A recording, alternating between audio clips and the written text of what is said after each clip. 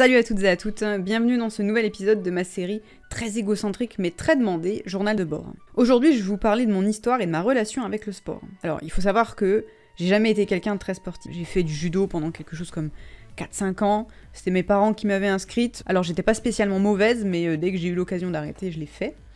J'ai fait de l'athlétisme pendant quelques mois, et dans tout ça, j'allais courir de temps en temps. Et quand je dis de temps en temps, c'était vraiment... des fois, j'avais une déterre... Pendant un mois, j'y allais une fois par semaine et je faisais 5 km par semaine. Donc vraiment, pas grand-chose. Mais de tous les sports que j'ai eu l'occasion de pratiquer, la course a toujours été celui qui m'intéressait le plus. J'étais pas assidue, j'étais pas régulière, mais c'était ce qui me plaisait le plus. Et en plus de ça, en 2013, quelque chose comme ça, un jour où je vais courir, au bout du 6e kilomètre, je commence à avoir mal au genou. Et... j'étais lancée, le souffle était bon, la cadence était bonne, donc je me suis dit, je m'arrête pas. Je vais jusqu'au 10e kilomètre, je me sens bien partie, je m'arrête pas. C'est une énorme erreur, ne faites pas ça, d'accord. Le lendemain, je pouvais plus plier le genou. J'ai boité pendant 2 semaines, j'ai eu une attelle de Robocop pendant encore des jours après. Donc vraiment, écoutez votre corps. Il faut savoir s'arrêter au bon moment. Et puis, au fur et à mesure du temps, au fur et à mesure de mes courses, c'est mon 2e genou qui a fini par me faire pareil, sans pour autant que je force particulièrement. Donc j'ai fini par avoir une attelle pour mon 2e genou, et ça a carrément fini par être handicapant dans mon quotidien, alors à un certain niveau, puisque à un certain point, je devais même porter mes attelles quand je piétinais. Par exemple, quand je faisais le ménage, je finissais par avoir mal au genou. Au bout d'un certain temps, j'ai décidé de consulter quand même, et après plusieurs analyses, plusieurs scanners, j'ai découvert qu'en fait mes rotules, au lieu d'être bien comme ça, sont en fait plutôt légèrement comme ça. Ce qui fait que quand je cours, ça fait mal à tout ce qu'il y a autour. Alors vous m'excuserez, j'ai pas fait médecine, donc je me souviens plus des termes exacts. Grossièrement, c'est ça. Donc en gros, là, je me retrouve avec le seul sport qui me plaît, qui devient impraticable. Et puis je sors de ma dépression, et en 2020, je rentre en master à Lyon. Et l'université de Lyon 3 propose, pour quelque chose comme une 30aine d'euros, de t'inscrire à tous les sports que tu veux. Si t'as envie de t'inscrire à 5 sports, c'est le même montant et c'est pour toute l'année. À ce moment-là, moi je voulais vraiment commencer la boxe. Les inscriptions ouvraient à 9h, je me suis connectée à 14h, c'était déjà blindé. Toutes les activités, rien. Alors là, je vous jure, la campagnarde en moi, estomaquée de découvrir qu'en fait, y avait du monde à la fac. Moi jusqu'ici, j'avais été...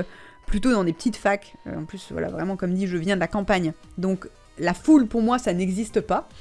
Et du coup, en fait, la seule discipline qui restait ouverte, c'était la musculation. Tout le reste, je vous dis, tout le reste, c'était blindé. Même les listes d'attente étaient pleines. Et moi, vraiment, j'avais pas une super image de la musculation. Dans le sens où les gens qui fréquentaient les salles de sport que j'avais pu rencontrer étaient vraiment juste des gros clichés ambulants. Je pense que j'ai pas besoin de m'épancher sur le sujet. Vous voyez bien ce à quoi je pense. Et donc... ça me branchait pas, quoi. Sauf que, j'avais déjà payé, et que je me suis dit, vas-y, c'est à 500 mètres de chez moi, puis au pire, c'est 1h30 par semaine, je m'inscris. Je débarque là-bas, et j'ai vraiment l'impression que tout le monde sait ce qu'il fait, sauf moi. Les gens savent utiliser les machines, les gens savent faire leur circuit, moi, j'y connais rien. Moi, je suis là au milieu de tout ça, et je me sens con, tout simplement. Et du coup, je décide de rassembler mon courage, et d'aller voir le prof qui supervisait un peu tout ça, et pour lui dire, voilà, je suis débutante, problème de genou, qu'est-ce que vous me conseillez ? Il me prépare un petit circuit débutant, qui me fasse un peu travailler tout, voilà. Et je vais vous dire quelque chose, le surlendemain de cette séance-là, j'avais tellement de courbatures, que carrément je suis allée me regarder dans le miroir, parce que je me suis dit, c'est pas possible en fait, j'ai des bleus. J'ai eu tellement mal. Et en fait, ça m'a bien plu. Du coup, j'y suis retournée, évidemment. Et mi-octobre, on est confiné. Évidemment, je suis un peu deg, je viens de découvrir un truc qui me plaît bien, et il va falloir rentrer chez soi. Donc moi, je me confine chez mes parents à la campagne comme une lâche. Et en fait, par chance, pas pour ma mère du coup, mais ma mère a une tendinite à ce moment-là, et elle s'est acheté un petit kit avec des poids pour pouvoir faire des exercices, pour pouvoir travailler sur sa tendinite.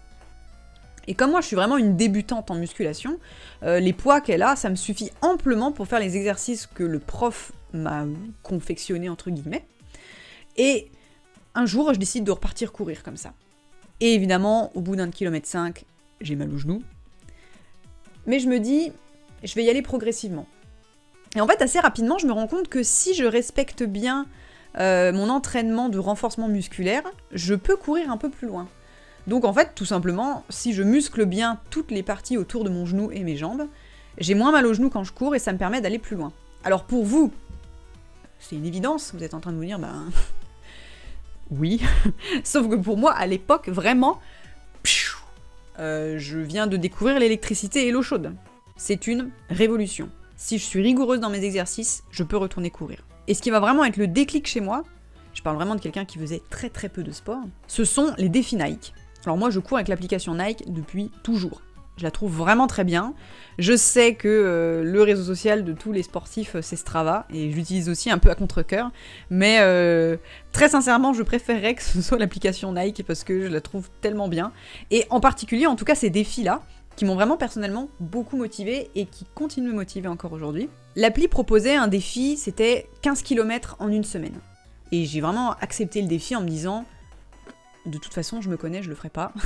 Enfin, jusqu'ici, mon maximum, ça devait être genre 10 km en une semaine. Donc vraiment, je me dis, de toute façon, voilà, je le ferai pas. Sauf que, je le fais, en fait. Je réussis le défi. Et du coup, je me mets à accepter d'autres défis. Le second que j'ai accepté, c'était 50 km en un mois. Et pareil, je l'ai accepté en me disant, je me connais, dans 2 semaines, il n'y a plus de motivation, il n'y a plus personne, le défi est enterré, et l'application Nike retourne dans les tréfonds des applications que j'utilise plus. Et encore une fois, je valide le défi. Et je le valide en fait hyper rapidement, ce qui me motive d'autant plus à accepter des défis de plus en plus haut. À partir de là, l'habitude est créée. J'accepte le défi 75 km en un mois, 100 km en un mois, 160 km en un mois, et je les obtiens. Alors évidemment, tout ça sur un laps de temps plutôt long, j'ai commencé à courir en octobre 2020. Vous vous doutez qu'il y a de l'eau qui a coulé sous les ponts depuis, il y a eu beaucoup d'entraînement depuis aussi, mais ça m'a vraiment motivée à continuer de voir un peu plus loin et à me dire, en fait, j'en suis capable et je peux le faire. Et en plus, je l'ai fait sans forcer et sans me blesser. Je rentre à Lyon en février 2021, j'ai un peu peur. Parce que courir dans la forêt, autour du lac, c'est très très cool, mais le run urbain, c'est vraiment pas mon délire. Et du coup, j'ai vraiment peur que toutes mes bonnes habitudes s'envolent. Et pourtant, je m'y tiens. Je continue même mes exercices de musculation chez moi, si bien que, au bout d'un moment, je me retrouve un peu limitée par les poids que j'ai chez moi, et je décide de prendre un abonnement en salle de sport. Dans tout ça, je me rends vraiment compte que courir, c'est mon domaine. C'est vraiment ce qui me plaît. Et d'ailleurs, aujourd'hui, j'ai toujours un peu de mal à comprendre les gens qui me disent qu'ils aiment pas courir, parce que pour moi, c'est vraiment le meilleur autopilote qui existe, quoi. C'est toi dans ta bulle, mécaniquement, t'avances, t'es là avec tes pensées, et c'est pas des pensées en plus qui sont teintées de soucis ou des tracas de la vie quotidienne, c'est juste de la rêvasserie, et le sentiment à la fin d'un run, pour moi, c'est inégalé. Et avec la salle, je me rends compte que même si pour moi c'est moins le kiff absolu que la course à pied, en fait j'aime bien aussi soulever des charges lourdes, ce qui se rapproche plus du powerlifting dans mon cas. Alors déjà je continue de muscler mes genoux et tout ce qui va autour, mais également ça calme un peu mon complexe d'infériorité. Et surtout, je ne m'arrête pas. L'habitude elle est là, je l'ai créée, elle doit rester. Parce que une bonne habitude, c'est tellement plus facile de la perdre que de la créer. Oh mon Dieu, ce que c'est dur de créer une bonne habitude. Et aujourd'hui, qu'il pleuve, qu'il vente, qu'il fasse une chaleur à crever ou que ça caille, je suis dehors à courir. Avec ma crème solaire évidemment, prenez soin de vos peaux mes petits emmêlés. En fait, ça m'apporte un équilibre de fou. Déjà, ça a changé ma mentalité. Avant, j'étais vraiment du genre à dire « j'ai pas le temps de faire du sport ». Et aujourd'hui, je dis plutôt « j'ai pas pris le temps ». Et ça change tellement la perception des choses pour soi-même. Aujourd'hui, j'applique cette mentalité, entre guillemets, sur beaucoup de choses que je fais. Alors, des fois, c'est un peu culpabilisant. Des fois, j'ai tendance à être un peu dure avec moi-même là-dessus. Mais de manière générale, ça me force à me dégager du temps pour des choses qui me semblent importantes. Et ensuite, je me rends bien compte que quand je vais pas courir, j'ai du mal à m'entendre penser. J'ai tendance à broyer du noir plus facilement. Quand en été 2020, j'ai été blessée pour la première fois, j'ai eu une périostite, j'ai dû m'arrêter de courir pendant 1 mois complet.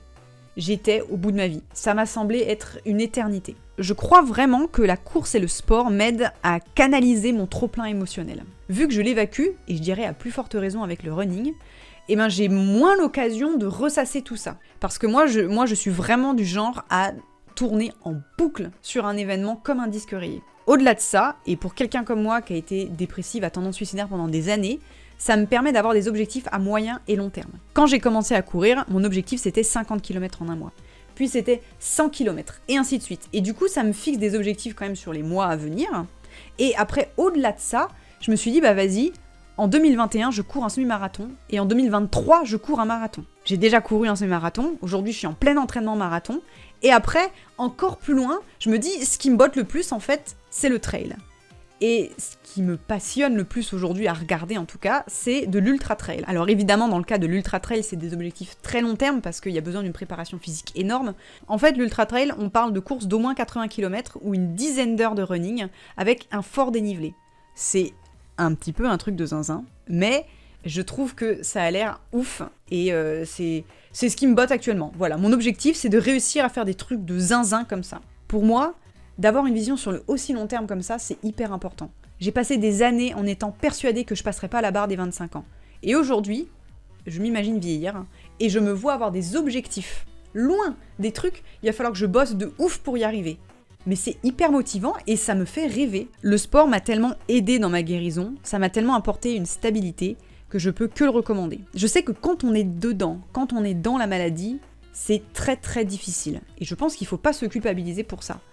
En revanche, je pense que quand on commence à guérir, c'est hyper important de pouvoir avoir une activité sportive. Ça m'aide sur tellement de points. Déjà parce que encore aujourd'hui, ça m'arrive d'avoir des moments de down. Mais comme en fait j'ai créé une habitude, eh ben ça me force quand même déjà à m'habiller, à me mettre en tenue de sport, à sortir, à faire une activité physique, à me laver. Et ça, pour tous ceux qui sont dans la dépression, vous savez que c'est des choses qui sont hyper difficiles.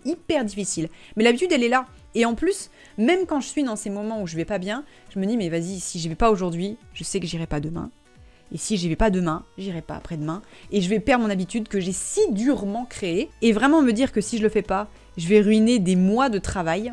Parce qu'en plus, j'ai le sentiment que la course, c'est vraiment un sport qui se perd assez facilement. Quand j'avais été blessée et que j'ai dû m'arrêter de courir un mois complet, en reprenant, j'avais plus les mêmes performances qu'avant, c'était plus pareil, je sentais que j'avais plus facilement un point de côté, ou j'étais plus facilement essoufflée. Alors je sais que la musculation c'est un peu comme ça aussi, mais je voudrais pas parler pour les autres sports parce que je m'y connais pas. C'est la fin de cette vidéo sportive, j'espère qu'elle vous aura plu. Essayez de rester vivant jusqu'à la prochaine vidéo, et on se dit à très bientôt.